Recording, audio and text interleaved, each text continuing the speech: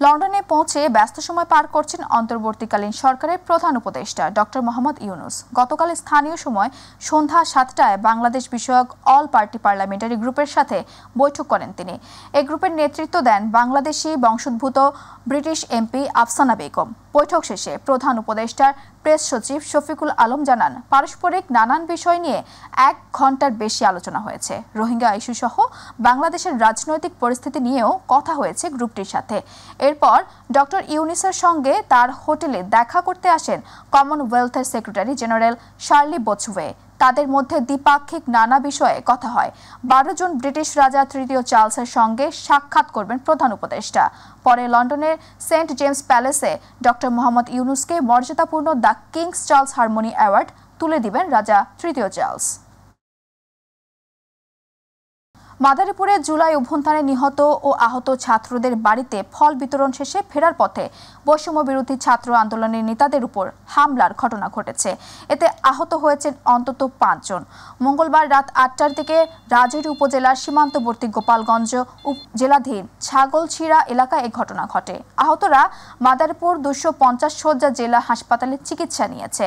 এ সম্পর্কে হাসপাতালের চিকিৎসা কর্মকর্তা অখিল সরকার বলেন, 2 জন ছাত্রনেতা গুরুতর আহত অবস্থায় হাসপাতালে চিকিৎসা নিয়েছেন। আরও কয়েকজন মারধরের শিকার হয়েছে। সবাই শঙ্কামুক্ত বলে জানান তিনি। মাদারীপুরের অতিরিক্ত পুলিশ সুপার জাহাঙ্গীর আলম বলেন, বৈষম্য বিরোধী ছাত্র আন্দোলনের নেতাদের উপর হামলার খবর পেয়ে ঘটনাস্থল ও হাসপাতালে পুলিশ পাঠানো হয়েছে। তারা অভিযোগ দিলে হামলাকারীদের বিরুদ্ধে আইনগত ব্যবস্থা নেওয়া হবে। বরগুনায় ডেঙ্গু পরিস্থিতি দিন দিন ভয়াবহ রূপ নিচ্ছে। অস্বাস্থ্যকর পরিবেশে বরগুনা জেনারেল হাসপাতালটি ময়লা আবর্জনার ভাগাড়ে পরিণত হয়েছে। দেখলে মনে হবে না এটা বরগুনা জেনারেল হাসপাতালের আশেপাশের চিত্র, মনে হচ্ছে যেন ডাস্টবিন। এমনটাই জানালেন চিকিৎসা নিতে আসা রোগীরা। বরগুনা উপকূলীয় জেলা, এই জেলায় এখন পর্যন্ত ডেঙ্গুতে মৃত্যু হয়েছে অন্তত 6 জন। আক্রান্ত হয়েছেন 1000-এরও বেশি মানুষ। বরগুনা প্রতিনিধি মোহাম্মদ শফিকুল ইসলামের স্বপনের তথ্য ছবিতে বিস্তারিত জানাচ্ছেন ইলিয়াস মাতবর। 250 শয্যার বরগুনা জেনারেল হাসপাতালে ডেঙ্গু রোগীর চাপ বেড়েছে। অতিরিক্ত রোগী থাকায় সীমিত জনবল ও সরঞ্জাম দিয়ে চিকিৎসা দিতে হিমশিম খাচ্ছে কর্তৃপক্ষ। চিকিৎসায় দায়িত্বপ্রাপ্ত আছেন মাত্র 1 জন চিকিৎসক। নেই পর্যাপ্ত মশারি, স্যালাইন কিংবা পরীক্ষার কিট। এখন পর্যন্ত ডেঙ্গুতে অন্তত 6 জনের মৃত্যু হয়েছে। অসুস্থ অবস্থায় ভর্তি আছি এবং এখানে কোনো ডাক্তার নাই, কবিরাজ নাই। রোগীর যে চাপ, এতে এখানে আরও ডাক্তার দরকার, জনবল দরকার। এদের পক্ষে সামাল দেওয়া অসম্ভব হয়ে যাচ্ছে। অপরিচ্ছন্ন পরিবেশ, মশক নিধনে কার্যকর উদ্যোগের অভাব আর স্বাস্থ্য সেবায় ঘাটতি ডেঙ্গু পরিস্থিতিকে আরও জটিল করে তুলেছে। বেড না থাকার কারণে রোগীদের অনেক ভোগান্তির শিকার হচ্ছেন। তো ময়লা কোনো পরিবেশ কোনই নেই। তবে হাসপাতালের তত্ত্বাবধায়ক জানান, জনবল, ওষুধ ও সরঞ্জামের ঘাটতি রয়েছে। বিষয়টি জেলা প্রশাসক ও স্বাস্থ্য অধিদপ্তরকে জানানো হয়েছে। ডেঙ্গু ওয়ার্ড আলাদা করে দিয়েছি 50 বেডের, সেখানে এখন ডেঙ্গু রোগী আছে 166 জন। তার মানে কি এক বেডে প্রায় 2 জন 3 জন করে। এটা সক্ষমতার চেয়ে বেশি হয়ে যাচ্ছে আমাদের। তো এইটা আমাদের এখন সবচেয়ে বড় চ্যালেঞ্জ হচ্ছে ডেঙ্গুর রোগীর যে ভিড়, সেই ভিড়টা সামাল দেওয়াটা হচ্ছে বড় চ্যালেঞ্জ। স্বাস্থ্য উপদেষ্টা মহোদয়ের মেইলে প্লাস তার হোয়াটসঅ্যাপ নাম্বারেও আমরা ম্যান পাওয়ার চেয়ে যে আমার ইমিডিয়েট আমাকে ডাক্তার দেন, ইমিডিয়েট আমার নার্স দেন, না তো আমরা আর সক্ষমতা বাইরে চলে গেলে আমরা মহাবিপর্যয়ের সম্মুখীন হয়ে যাব। এখনই জরুরি ভিত্তিতে মশক নিধন, পরিষ্কার পরিচ্ছন্নতা এবং পর্যাপ্ত চিকিৎসা সেবার ব্যবস্থা না নিলে বরগুনায় ডেঙ্গু রূপ নিতে পারে ভয়াবহ মহামারীতে। ইলিয়াস মাতবর, মাই টিভি। কুষ্টিয়ার কুমারখালীর গড়াই নদীর উপর নির্মিত শহীদ গোলাম কিবরিয়া সেতু পবিত্র ঈদুল আজহা উপলক্ষে এক নতুন রূপে সেজেছে। ঈদ উপলক্ষে সেতু এলাকা এখন স্থানীয় ও দূর দূরান্তের দর্শনার্থীদের পদচারণায় মুখরিত এক জমজমাট বিনোদন কেন্দ্রে পরিণত হয়েছে। সেতুর দক্ষিণ ও উত্তর পাশে গড়ে উঠেছে নানা রকম রেস্তোরাঁ ও অস্থায়ী দোকানপাট, যা উৎসবের আমেজকে আরও বাড়িয়ে তুলেছে। কুমারখালী প্রতিনিধি লিপু খন্দকারের পাঠানো প্রতিবেদন জানাচ্ছেন জুবায়ের রহমান। বাংলাদেশের বিভিন্ন প্রান্তে থাকা মানুষ পবিত্র ঈদুল আজহার ছুটিতে মাটির টানে ছুটে এসেছেন নিজ এলাকায়। আর তাই কুষ্টিয়ার কুমারখালীর গড়াই নদীর তীর ও এর ওপর নির্মিত শহীদ গোলাম কিবরিয়া সেতু যেন দর্শনার্থীদের ভিড়ে কানায় কানায় পূর্ণ।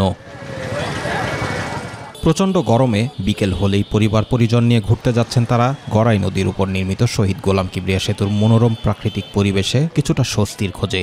কুমারখালী পৌরসভার একাধিক বিনোদন কেন্দ্র থাকলেও অধিকাংশ মানুষ প্রাকৃতিক ও কৃত্রিম সৌন্দর্য উপভোগ করতে ভিড় করছেন এই সেতুতে ঘুরতে এসে অনেকে শিশুদের নিয়ে চড়ছেন নাগরদোলাতে, আবার কেউ সুন্দর পরিবেশ উপভোগ করতে গড়াই নদীতে নৌকায় চড়ে ঘুরে বেড়াচ্ছেন। বিকেল থেকে রাত পর্যন্ত দর্শনার্থীদের ভিড়ে মুখরিত থাকছে এই সেতু এলাকা।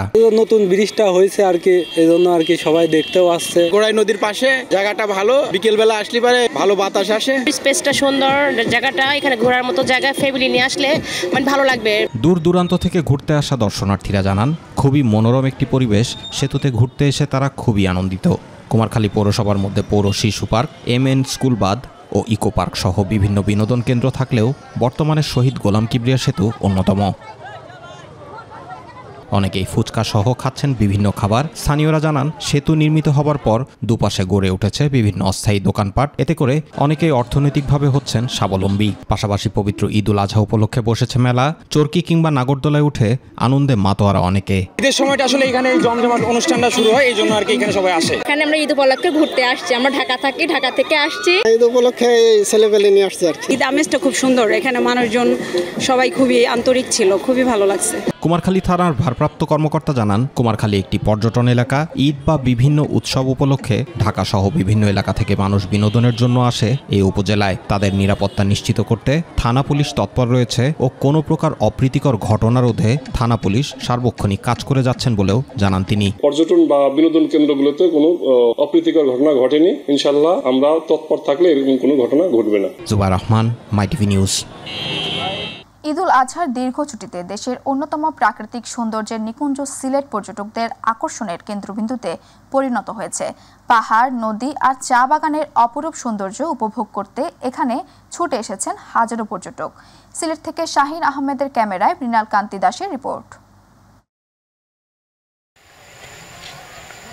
ঈদের ছুটিতে সিলেটের পাহাড়, নদী আর চা বাগানের সৌন্দর্যে মুগ্ধ হতে ছুটে এসেছেন দেশ বিদেশ থেকে হাজার হাজার পর্যটক। প্রাকৃতিক সৌন্দর্যের লীলাভূমি সিলেটের চা বাগান থেকে শুরু করে জাফলং, বিছানাকান্দি, রাতারগুল, লালাখাল, লোবাচড়া, সাদা পাথর সব পর্যটন কেন্দ্রেই দেখা গেছে উপচে পড়া ভিড়। পর্যটকরা বলছেন প্রাকৃতিক পরিবেশ এবং শীতল বাতাস তাদের মনকে প্রফুল্ল করছে। ঈদের ছুটি মানে তো একটা দীর্ঘ সময়ের ছুটি, চাকরি ছেড়ে বা পরিবারের সঙ্গে সময় দেয়া ভালো লাগতো। আমি প্রথম আসলাম চা বাগানে, আমার খুব ভালো লাগছে চা বাগান দেখে। আমি আমার ফ্যামিলির সাথে এসেছি, আমার মেয়ের সাথে। আমার সাথে এসেছি আর আমার চা বাগান অনেক ভালো লেগেছে। ঈদের ছুটিতে আমরা পরিবার পরিজন নিয়ে সিলেটে এসেছি। আমার স্ত্রী, আমার মেয়ে, এটাই প্রথম। আমাদের বেশ ভালো লাগছে চা বাগানে ঘুরতে এসে। চা বাগান ঘুরলাম, জাফলং, সাদা পাথর, বিছনাকান্দি, সেই জায়গা ঘুরছে। পর্যটকদের এত বড় উপস্থিতি পর্যটন সংশ্লিষ্টদের মুখে হাসি ফোটাচ্ছে। তারা বলছেন এই সময়টা তাদের জন্য অন্যতম ব্যস্ত সময়। অন্যদিকে পর্যটকদের নিরাপত্তা নিশ্চিত করতে আইন শৃঙ্খলা বাহিনী সর্বাত্মক প্রস্তুতি নিয়েছে। ট্রাফিক নিয়ন্ত্রণ, জরুরি সেবা ও নিরাপত্তা টিম সক্রিয় রয়েছে প্রতিটি পর্যটন কেন্দ্রে। আমাদের টুরিস্ট পুলিশ, থানা পুলিশ, উপজেলা প্রশাসন থেকে রবস্কোট আমাদের সহযোগিতা থাকবেন।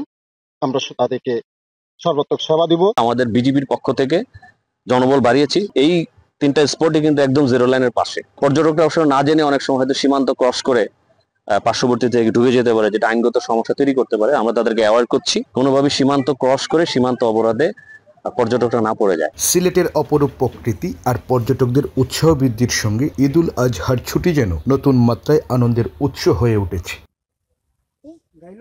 মৃণাল কান্তি দাস, মাইটিভি, সিলেট। যশোরের শার্শায় পূর্ব শত্রুতার জেরে লিটন নামের এক বিএনপির কর্মীকে কুপিয়ে হত্যার অভিযোগ উঠেছে।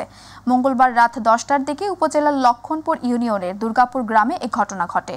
নাভারন সার্কেলের সহকারী পুলিশ সুপার নিশাত আল নাহিয়ান বলেন, সন্ধ্যায় লিটন বাজারে বসে চা খাচ্ছিল। এ সময় ওই এলাকার সেলিম ও রমজান তাকে কুপিয়ে জখম করে। এই সময় তার চিৎকার শুনে স্থানীয়রা এগিয়ে এলে হামলাকারীরা পালিয়ে যায়। পরে তাকে উদ্ধার করে শার্শা উপজেলা স্বাস্থ্য কমপ্লেক্সে পাঠানো হয়। সেখানে নেওয়ার পর তার মৃত্যু হয়। কুষ্টিয়ার কুমারখালীতে উপজেলা ও জেলা বিএনপির সিনিয়র নেতাদের বিরুদ্ধে উস্কানিমূলক ও মানহানিকর বক্তব্যের প্রতিবাদে জেলা বিএনপির যুগ্ম আহ্বায়ক শেখ সাদির বহিষ্কার চেয়ে প্রতিবাদ ও বিক্ষোভ সমাবেশ করেছে বিএনপি, যুবদল, সার্চ কমিটি ও বিভিন্ন অঙ্গ সংগঠন। মঙ্গলবার নন্দলালপুর ইউনিয়নের আলাউদ্দিন নগর প্রতিবাদ সমাবেশ ও পরবর্তীতে কুমারখালী বাজারে প্রতিবাদ মিছিল শেষে হল বাজারে বক্তব্য রাখেন উপজেলা যুবদলের আহ্বায়ক অ্যাডভোকেট জাকারিয়া আনসার মিলন প্রামাণিক। এ সময় পৌর যুবদলের আহ্বায়ক নূর ইসলাম বুলবুল, উপজেলা যুবদলের সিনিয়র যুগ্ম আহ্বায়ক ওবায়দুল ইসলাম রিপন, নন্দলালপুর ইউনিয়ন বিএনপির সার্চ কমিটির সদস্য দিয়ানত আলী সহ আরও অনেকেই উপস্থিত ছিলেন।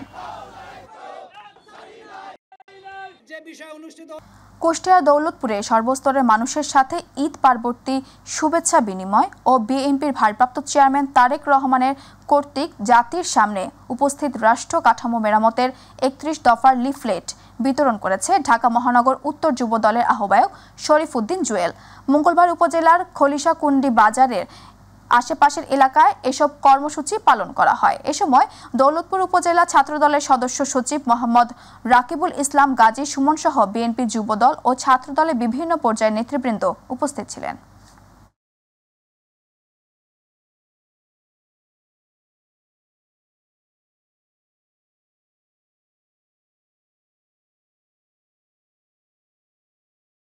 আমরা এখানে এসেছিলাম এই মসজিদের কিছু উন্নয়ন কর্মকাণ্ডে আমরা শরিক হতে। এখানে আমাদের দলের পক্ষ থেকে বিএনপির ভারপ্রাপ্ত চেয়ারম্যান জনাব তারেক রহমানের পক্ষ থেকে আমি এখানে মসজিদে কিছু ফ্যান আমরা কিছু দিয়ে গেলাম এবং মসজিদের উন্নয়ন কর্মকাণ্ডে আরও যাবতীয় যা কিছু থাকবে আমরা ইনশাআল্লাহ আগামী দিনে সম্পৃক্ত থাকব।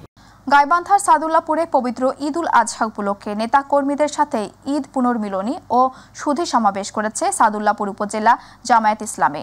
মঙ্গলবার বাংলাদেশ জামায়াতে ইসলামী উপজেলা শাখার আয়োজনে সাদুল্লাপুর উপজেলা মডেল মসজিদ কমপ্লেক্স সম্মেলন কক্ষে উপজেলার 11 ইউনিয়ন নেতা কর্মীদের উপস্থিতিতে ঈদ পুনর্মিলনী সুধী সমাবেশ উপলক্ষে দেশ ও জাতির মঙ্গল কামনা করে দোয়া ও দলের সাংগঠনিক বিভিন্ন দিক তুলে ধরে সংক্ষিপ্ত আলোচনা সভা অনুষ্ঠিত হয়। এ সময় উপজেলা জামায়াতের আমির এরশাদুল হক ইমনের সভাপতিত্বে ও সেক্রেটারি সিরাজুল ইসলামের সঞ্চালনায় বক্তব্য রাখেন জেলা জামায়াতের রাজনৈতিক সেক্রেটারি মাওলানা নজরুল ইসলাম লেবু সহ আরও অনেকেই। দিনাজপুরে পার্বতীপুরে ট্রেনের টিকিট কালোবাজারির অভিযোগে এক ব্যক্তিকে আটক করা হয়েছে।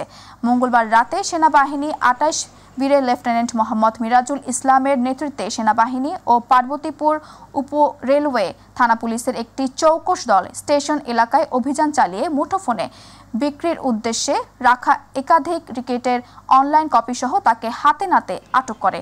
পরে উপজেলা নির্বাহী কর্মকর্তা সাদ্দাম হোসেন ভ্রাম্যমাণ আদালত পরিচালনা করে 1 মাসের সশ্রম কারাদণ্ডাদেশ প্রদান করলে আজ সকালে আদালতের মাধ্যমে তাকে জেল হাজতে পাঠানো হয়। পরে আইনশৃঙ্খলা পরিস্থিতি স্বাভাবিক রাখতে পার্বতীপুর রেলওয়ে স্টেশনের কাউন্টার প্ল্যাটফর্ম পরিদর্শন ছাড়াও যাত্রীদের সাথে কথা বলেন আভিযানিক দলের সদস্যরা। গোয়াইনঘাটে জামায়াতের ঈদ পুনর্মিলনীতে জয়নাল আবেদিন সিলেট জেলা জামায়াতের সেক্রেটারি ও জৈনপুর উপজেলা পরিষদের সাবেক চেয়ারম্যান ও সংসদ সদস্য পদপ্রার্থী জয়নাল আবেদিন বলেছেন, আগামীর সোনার বাংলা বিনির্মাণে সবাইকে এক ও ঐক্যবদ্ধ হয়ে কাজ করতে হবে, কেননা আগামীর বাংলাদেশ হবে ইসলামের বাংলাদেশ। তিনি মঙ্গলবার গোয়াইনঘাট বালিকা বিদ্যালয় হলরুমে বাংলাদেশ জামায়াত ইসলামী গোয়াইনঘাট উপজেলা শাখার আয়োজিত ঈদ পুনর্মিলনী অনুষ্ঠান প্রধান অতিথির বক্তব্যে এসব কথা বলেন। গোয়াইনঘাট উপজেলা জামায়াতের আমির মাস্টার আবুল হোসেনের সভাপতিত্বে ও সেক্রেটারি ইমরান আহমেদের পরিচালনায় এতে বিশেষ অতিথির বক্তব্য রাখেন সিলেট জেলার পেশাজীবী বিভাগের সভাপতি মাস্টার নুরুল ইসলাম সহ আরও অনেকে।